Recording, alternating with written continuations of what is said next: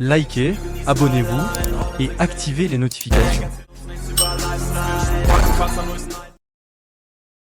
Mesdames, Mesdemoiselles et Messieurs, bonsoir. Bienvenue à nouveau sur notre chaîne.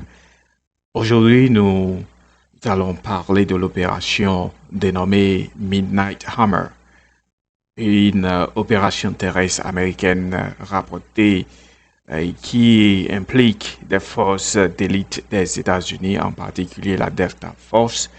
Nous allons écouter très brièvement un reportage de France 24 et puis apporter notre petit commentaire.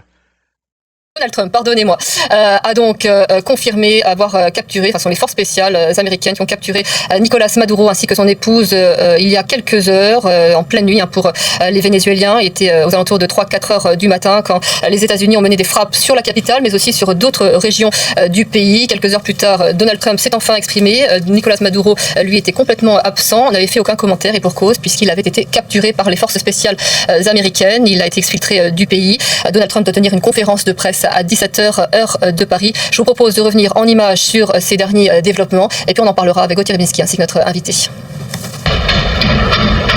De fortes explosions, des survols de missiles, d'avions et d'hélicoptères au-dessus de Caracas et quelques minutes plus tard, des colonnes de fumée au-dessus de la capitale vénézuélienne, mais aussi sur la côte à une centaine de kilomètres de là.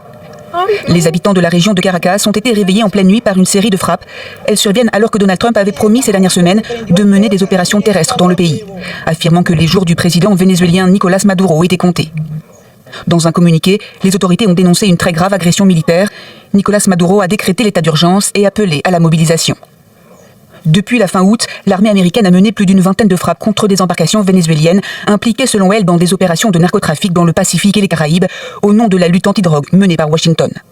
Le 1er janvier, le président Nicolas Maduro tentait l'apaisement, se disant prêt à discuter avec les États-Unis. S'ils veulent engager des pourparlers sérieux sur un accord pour lutter contre le trafic de drogue, nous y sommes prêts. S'ils veulent du pétrole du Venezuela, le Venezuela est prêt à accueillir des investissements américains, comme avec Chevron. Depuis plusieurs mois, les États-Unis ont considérablement renforcé leur présence militaire dans la région, avec notamment un porte-avions, des navires de guerre et des avions de chasse de pointe stationnés dans les Caraïbes. On peut s'arrêter là et donner quelques appréciations sur l'élément que nous avons écouté tous. D'abord, pour commencer, il s'agit d'une mission parfaitement réussie. La sécurité opérationnelle est irréprochable. C'est une mission exécutée à la perfection, je dirais pratiquement. Mais le succès sur le champ de bataille ne signifie pas automatiquement une compréhension claire des enjeux globaux. Et c'est là que mes sentiments sont partagés. D'abord, je vais commencer par demander de prendre un petit moment et de se poser les vraies questions. C'est-à-dire, que se passe-t-il concrètement à l'intérieur du pays, le Venezuela? Aujourd'hui, le Venezuela est profondément divisé. De nombreux Vénézuéliens, en particulier la diaspora, qui se retrouvent aux États-Unis, en Europe ou en Amérique latine, on célèbre certainement cet événement, c'est-à-dire l'opération Midnight Hammer. Ils y voient le début de la fin d'un régime qui a provoqué l'effondrement économique, la répression et une migration massive des Vénézuéliens un peu partout et surtout dans les États-Unis d'Amérique. Mais sur le terrain, concrètement, nous observons que les partisans de Nicolas Maduro tiennent toujours bon.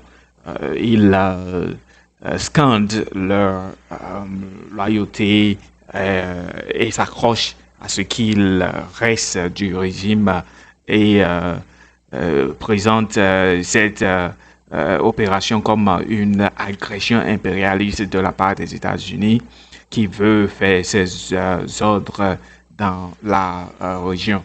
Un peu comme pour dire que le continent américain appartient aux États-Unis d'Amérique. Donc, en toute honnêteté, nous ne devons pas prétendre qu'il s'agit d'un mouvement d'unité nationale au Venezuela, mais est plutôt un point de fracture. Donc, sur ce, je veux qu'on soit honnête et qu'on se pose aussi la question de savoir pourquoi les États-Unis ont-ils vraiment fait ce qu'ils ont fait, pourquoi il y a eu cette infiltration et pour exfiltrer le président de toute une nation. Donc, mesdames et messieurs, ne nous mentons pas à nous-mêmes. Depuis des années déjà, on nous a dit que l'intérêt des États-Unis pour le Venezuela concerne la drogue, le narcotrafic, la sécurité régionale. Mais le président Trump lui-même a tout simplement dit à voix haute ce qui se murmurait. Rappelons-nous que dès 2017, déjà, le président Trump, lors de son premier mandat, évoquait ouvertement l'idée d'envahir le pays, et ce qui veut dire que les actions qu'on a vues se développer ne sont ni soudaines ni nouveaux. Donc, quand le président Trump déclare, et je cite, qu'ils vont diriger le pays jusqu'à ce qu'une transition sûre soit possible et qu'ils vont aussi faire venir des compagnies pétrolières américaines pour extraire davantage de pétrole et histoire d'enrichir le peuple vénézuélien. Je pense qu'il est juste en train de nous blaguer. Soyons tous honnêtes, il ne s'agit pas ici principalement de drogue. Il s'agit plutôt de se tailler la part du lion en ce qui concerne le pétrole et aussi les minéraux rares qui se trouvent dans le sous-sol vénézuélien. Donc, il s'agit pour les États-Unis d'un contrôle stratégique des ressources dans un ordre mondial en pleine mutation. Le Venezuela, d'ailleurs, qui possède l'une des plus grandes réserves prouvées de pétrole au monde, et cela compte énormément dans les yeux de l'oncle Sam. Donc, ce que cela signifie vraiment, c'est que si le président Trump et son gouvernement vont vraiment aller au bout de leurs ambitions, c'est qu'ils vont devoir faire descendre des hommes sur le terrain pour sécuriser le pétrole et aussi stabiliser tout ce qu'ils vont mener comme action sur le terrain, histoire d'avoir une transition réussie. En tout cas, pour aboutir à ces objectifs, ils auront nécessairement besoin que des hommes, des troupes soient déployées sur le terrain. Ce qui veut dire que la région peut potentiellement se retrouver dans une crise qui ne dit pas son nom. Mais nous prions sincèrement pour que les pauvres soldats américains et aussi le peuple vénézuélien soient sains et saufs, car l'histoire nous donne des raisons d'être beaucoup prudents. Alors, nous pouvons aussi trouver des parallèles historiques. Donc, l'histoire aujourd'hui du Venezuela est quand même une histoire qui est familière. Cette situation semble dangereusement familière et nous rappelle le cas d'Haïti, la Libye et aussi certaines régions du Moyen-Orient.